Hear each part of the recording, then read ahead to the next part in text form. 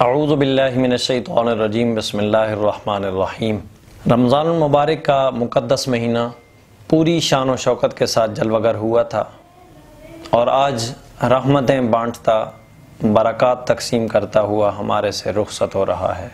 جب چاند نظر آتا ہے تو اس رات کو لیلۃ الجائزہ کہتے ہیں، جس کو ہم اپنی اردو زبان میں چاند رات بولتے ہیں۔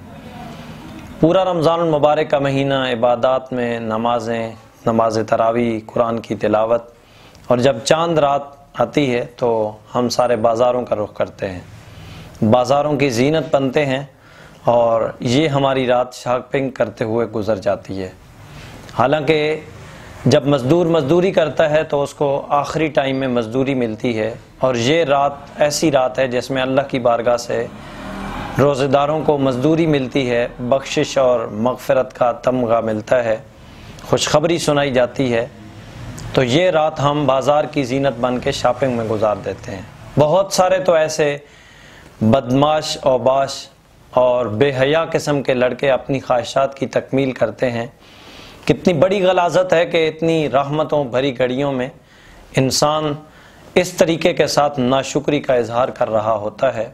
بہت افسوس کی بات ہے، ہمیں جب عید کا چاند نظر آتا ہے تو اس سے پہلے ہی ہم اپنے کپڑے بھی سلائی کروا لیتے ہیں، جوتے بھی نئے لے لیتے ہیں، اپنی ساری چیزیں ہم پہلے سے خرید لیتے ہیں۔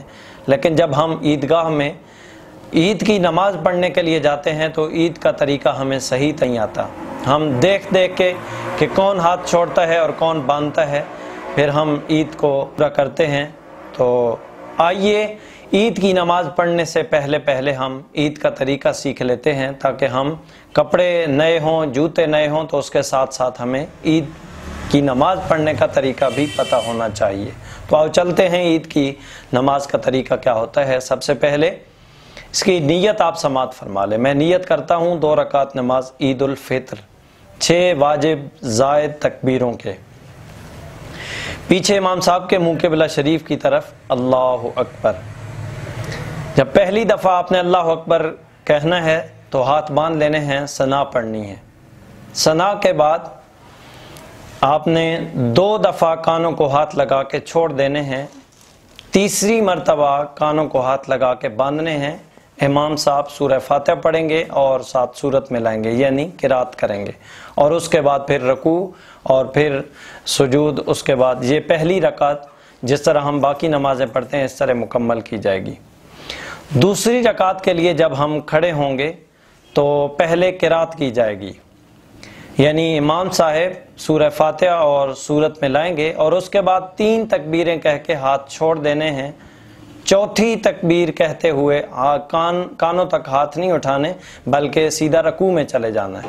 اور اس طریقے کے ساتھ ہم دوسری رکعت کو مکمل کریں گے۔